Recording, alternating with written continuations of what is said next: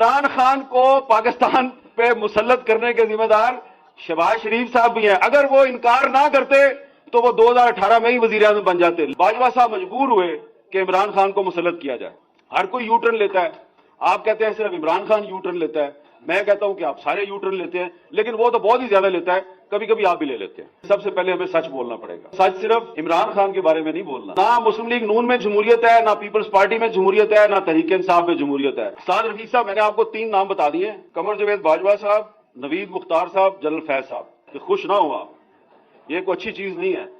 ये सब की आएंगी, एक की नहीं आएगी, ये सब की आएंगी। इस हमाम में सारे ही नंगे हैं। ख्वाजा मोहम्मद रफीक साहब की बरसी पे अगर आपने सच बोलना है तो सच ये है कि आज पाकिस्तान में जमहूरियत इसलिए कमजोर है कि आपने पाकिस्तान के जमहूरी इदारों को और पाकिस्तान की सियासत को जागीरदारों और सरमायादारों की लौंडी बना दिया।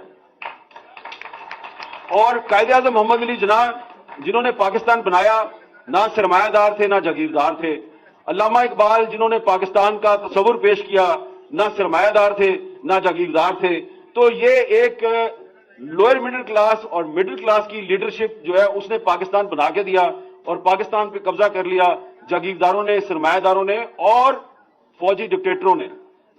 तो ये जो फौजी डिक्टेटर होता है, ये जब भी जमहूरियत का तख्ता उलटता है तो इसको जो सबसे पहले जो इसको इत्तेहादी मिलता है वो बड़े बड़े जागीरदार होते हैं और बड़े बड़े सरमायादार होते हैं। तो इसलिए फिर यू टर्न आ जाता है पाकिस्तान की सियासत में। हर कोई यू टर्न लेता है। आप कहते हैं सिर्फ इमरान खान यू टर्न लेता है, मैं कहता हूं कि आप सारे यू टर्न लेते हैं, लेकिन वो तो बहुत ही ज्यादा लेता है, कभी कभी आप भी ले लेते हैं। ठीक है ना। और अब मैं यू टर्न की उसकी बहस में नहीं जाऊंगा कि आपने कितने लिए और उसने कितने लिए, लेकिन जो आपने ख्वाजा साहब बात की उसके बारे में, वो बात आपने बड़ी दुरुस्त की। वो मुझे इसलिए पता है कि अगर आप बुरा ना मनाए तो मैं ये भी बता दूं, ये ख्वाजा साद रफीक साहब इमरान खान को बड़ी अच्छी तरह जानते हैं। एक दफा जब सच बोलने के जुर्म में मुस्लिम लीग नून ने ख्वाजा साद रफीक साहब के खिलाफ एक कार्रवाई की और इनकी रुकनियत को मुअत्तल कर दिया, तो इमरान खान साहब ने फौरन इनको ऑफर की कि आप तहरीक इंसाफ में आ जाओ और मेरी पार्टी के मरकजी सेक्रेटरी जनरल बन जाए।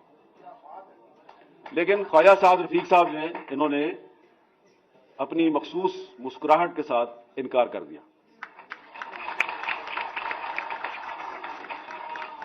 अब ये इधर ख्वाजा आमिर साहब जो है, ये मुझे बड़ी खशमगीन निगाहों से देख रहे हैं, इनको भी पता है इस बात का। तो अब तो साद रफीक साहब शुक्र अदा करते होंगे कि इतनी ऑडियो वीडियो आ रही है, शुक्र है यार मैं नहीं गया। लेकिन ये बात आपको बता दूं कि खुश ना हो आप, ये कोई अच्छी चीज नहीं है। ये सब की आएंगी, एक की नहीं आएगी, ये सब की आएंगी। इस हमाम में सारे ही नंगे हैं। जागीरदार, सरमायादार, ये क्लास ही ऐसी है। ये क्लास जो है ना, ये आप लोगों को समझ नहीं आएगी। आपका ताल्लुक उस क्लास से नहीं है, आप इस क्लास के कल्चर को नहीं समझते। एक और भी यहां पे बार बार बात हो रही है, सरदार याद सादिक साहब ने भी कहा कि उनके सीने में बड़े राज हैं। ये बार बार आप लोग कहते हैं जी इमरान खान को लाया गया और जो इमरान खान को लाया उसने पाकिस्तान के साथ बड़ी ज्यादती की।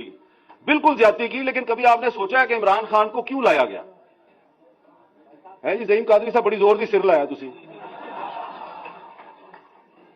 इमरान खान को क्यों लाया गया? अब मैं आपके सामने एक सच्चाई जिसकी कोई तरदीद नहीं कर सकता वो मैं लेके आता हूं आपके सामने।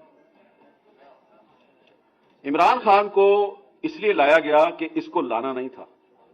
यह बात दुरुस्त है कि जनरल पाशा साहब जो है उन्होंने 2011 से काम शुरू किया था, लेकिन 2018 में इमरान खान को नहीं लाना था। 2018 के इलेक्शन से कुछ हफ्ते पहले एक मीटिंग थी।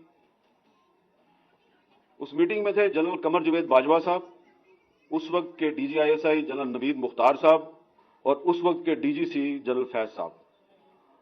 और उस मीटिंग में बुलाया गया पता किसको? शहबाज शरीफ साहब को। और शहबाज शरीफ साहब को बुला के ये कहा गया जी, पूछा गया ये बताएं जी कि अगर आप मुल्क के वजीर आजम बन जाए तो आपकी कैबिनेट में कौन कौन होगा? उन्होंने कहा जी कैबिनेट में वही होगा जिसके बारे में पार्टी जो है वो फैसला करेगी और जिसके बारे में नवाज शरीफ साहब बताएंगे। उन्होंने कहा अच्छा आपका जो वजीर खजाना और वजीर खारजा वो कौन होगा? उन्होंने कहा जी पार्टी फैसला करेगी और नवाज शरीफ साहब बताएंगे। उन्होंने कहा अच्छा ये बताएं कि अगर हम आपको ये कहें कि आपने हर काम नवाज शरीफ से पूछ के नहीं करना तो ये कैसा रहेगा। तो उन्होंने बड़े तरीके से कहा जी कि देखिए मैं तो, मेरी बड़ी एक ओपन पोजीशन है, मैं तो इस्टेब्लिशमेंट से लड़ाई का हामी नहीं हूं और ये मैं कुछ छुपा के तो बात करता नहीं, लेकिन देखिए मेरी पार्टी के लीडर नवाज शरीफ साहब हैं, तो आखिरी फैसला तो वही करेंगे और पार्टी करेगी। आप मुझसे ये तवक्को ना करें कि मैं नवाज शरीफ साहब जो है उनके खिलाफ जाऊंगा। जनाब वो बड़ी लंबी मीटिंग थी और मीटिंग का अख्ताम जो है वो ये हुआ कि शहबाज शरीफ साहब ने उनको कह दिया जी कि अगर आप ये समझते हैं कि आप मुझे वजीर आजम बनाएंगे और वजीर आजम बनने के लिए मैं अपने भाई का साथ छोड़ दूंगा, तो ये मैं आपके साथ झूठ नहीं बोलूंगा, मैंने ऐसा नहीं करना। तो साद रफीक साहब, मैंने आपको 3 नाम बता दिए, कमर जावेद बाजवा साहब, नवीद मुख्तार साहब, जनरल फैज साहब। अब ये 3 तो पता नहीं आपको मिलेंगे नहीं मिलेंगे, आप इनसे पूछेंगे नहीं पूछेंगे। शहबाज शरीफ साहब तो आपको रोज ही मिलते हैं ना, उनको पूछ लेना।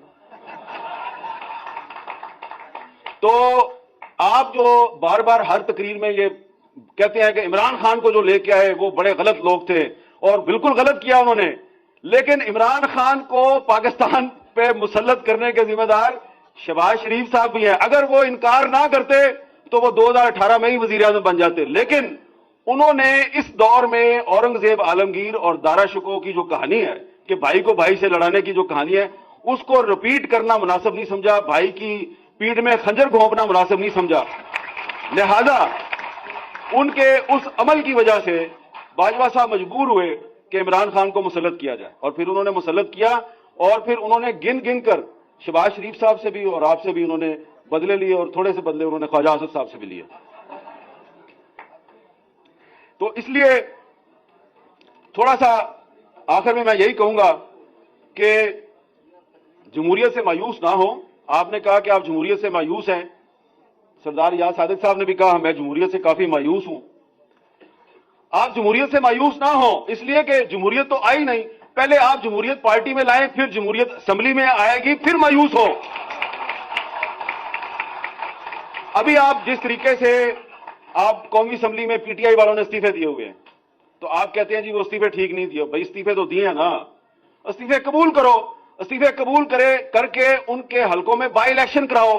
बाई इलेक्शन जब हो तो उसमें आप हिस्सा ना लें, क्योंकि उन्होंने खुद इलेक्शन लड़ना है, फिर उन्होंने इस्तीफा दे देना है, फिर इलेक्शन लड़ना है, फिर इस्तीफा दे देना है।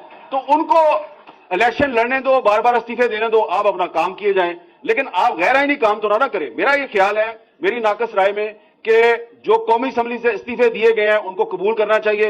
इस्तीफे कबूल ना करके आप अपनी कमजोरी दुनिया पर आश्कार कर रहे हैं। और परवेज लाई पंजाब का चीफ मिनिस्टर है, आपको अच्छा लगे या बुरा लगे, गवर्नर साहब जो है उनको ये राइट नहीं है कि एक इलेक्टेड चीफ मिनिस्टर जो है उसको आप डी नोटिफाई करें, इसलिए अदालत ने उसको नोटिफिकेशन को कैंसिल कर दिया है। और परवेज लाई साहब को भी चाहिए कि अगर आपको गवर्नर ने कहा है कि आप एतमाद का वोट लें, तो भाईजान अगर आपके पास अक्सरियत है तो एतमाद का वोट लें, तो आप एतमाद का वोट नहीं लेते तो वो आपको डी नोटिफाई कर देते हैं। दोनों ही गलत काम कर रहे हैं आप, और जब दोनों साइड से गलत काम होगा तो फिर जो होता है उसको आप कहते हैं शब खून। तो उस शब खून में फिर आप भी तो बराबर के जिम्मेदार है ना, आप ये काम ना किया करें। आप पार्टी में जमहूरियत लाएं, सही लोगों को असेंबलियों में लेके आए, तो ये काम नहीं होगा। फिर लोटों के पीछे फिरते हैं आप, और लोटों को सीट दे देते हैं आप अपनी, और अपनी पार्टी के लॉयल कारकुनों को कहते हैं कि इन लोटों को वोट दो, लोटों को जिताओ, क्योंकि उन्होंने आपकी चीफ मिनिस्ट्री और प्राइम मिनिस्टरशिप को कायम रखना होता है। तो जब आप पॉलिटिकल वर्कर को लोटागिरी के ईंधन के तौर पर इस्तेमाल करेंगे तो जमहूरियत मजबूत नहीं होगी, जमहूरियत कमजोर होगी।